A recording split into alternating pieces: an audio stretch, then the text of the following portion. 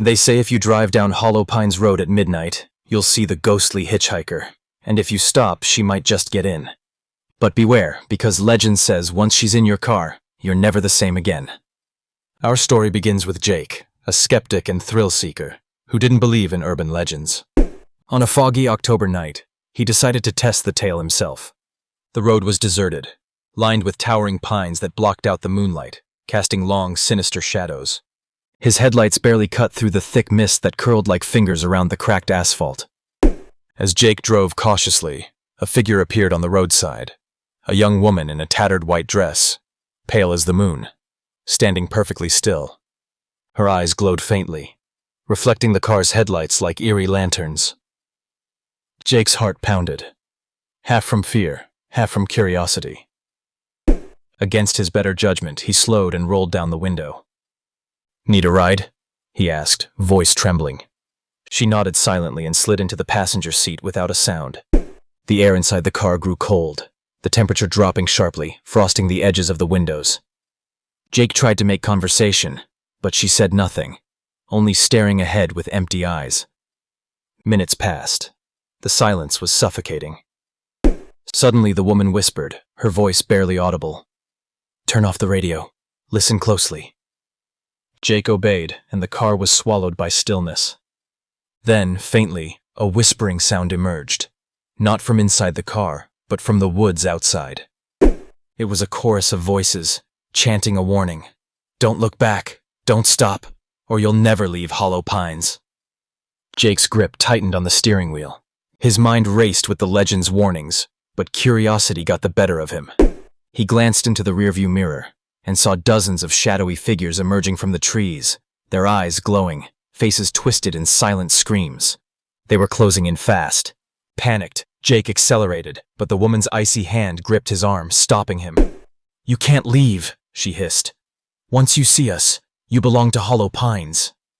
Suddenly, the car's headlights flickered and died. The engine sputtered, then stalled. Jake was enveloped in darkness, trapped with the ghostly hitchhiker and the encroaching spirits. In a desperate move, Jake reached for the door handle. The woman vanished like mist. The car doors unlocked. He flung the door open and sprinted down the road, hearing the whispering voices growing louder, chasing him into the night. He didn't stop running until dawn broke. When he looked back, the road was empty. No sign of the woman or the ghosts. But Jake was never the same. He now had an unshakable chill, an eerie feeling that someone was always watching him. Sometimes, when no one was around, he'd catch a glimpse of a pale figure in his peripheral vision, vanishing whenever he turned his head. And the worst part? Jake never told anyone what happened, fearing no one would believe him. But if you ever drive down Hollow Pines Road at midnight and see a woman in white, don't stop. Because once she's in your car, you might never leave, your soul trapped forever, another whisper in the Hollow Pines legend. But the story doesn't end there. Days turned to weeks, and Jake tried to return to normal life. But the haunting presence lingered. Every night the chill would creep in, a coldness that no heater or blanket could chase away. He found himself unable to sleep, eyes darting to the corners of his room where shadows seemed to writhe and pulse with silent menace. He started avoiding the road, telling himself that if he stayed away from Hollow Pines, the curse would break. Yet, the feeling of being watched followed him everywhere. At work, he felt cold drafts despite the office heating. At home, objects seemed to shift slightly when he wasn't looking. His friends noticed his pale complexion and jittery behavior, but attributed it to stress. One evening, Jake visited the local library, hoping to find any historical records about Hollow Pines Road or the ghostly hitchhiker. The librarian, an elderly woman with sharp eyes and a knowing smile, listened carefully as Jake recounted his experience. "You're not the first," she said quietly. "Many have seen her, but few escape unscathed. The road has a dark history. The pines have witnessed sorrow and death for centuries." She pulled out a dusty tome filled with faded newspaper clippings and handwritten notes. Jake leaned in, fascinated and horrified. The earliest story dated back over 100 years, about a young woman named Eliza who vanished on that very road. She was said to have been betrayed by her lover, left to die in the cold woods alone. Since then, travelers spoke of seeing her ghost, seeking a ride to escape her torment. One account told of a man who picked her up and was found days later wandering aimlessly, eyes hollow, muttering about voices in the trees. Another spoke of a woman who disappeared after stopping for the hitchhiker. Her car later found abandoned with the engine still running. Jake shivered. What can I do? How do I stop this? The librarian's eyes darkened. Some say you must never look back, never speak to her, and never stop driving until you've left the pines far behind. Others believe the only way to break free is to confront the past, to find Eliza's resting place and bring her peace. Determined, Jake decided to return to Hollow Pines Road, this time prepared. He researched the area, found old maps, and learned of a small, forgotten cemetery deep in the woods.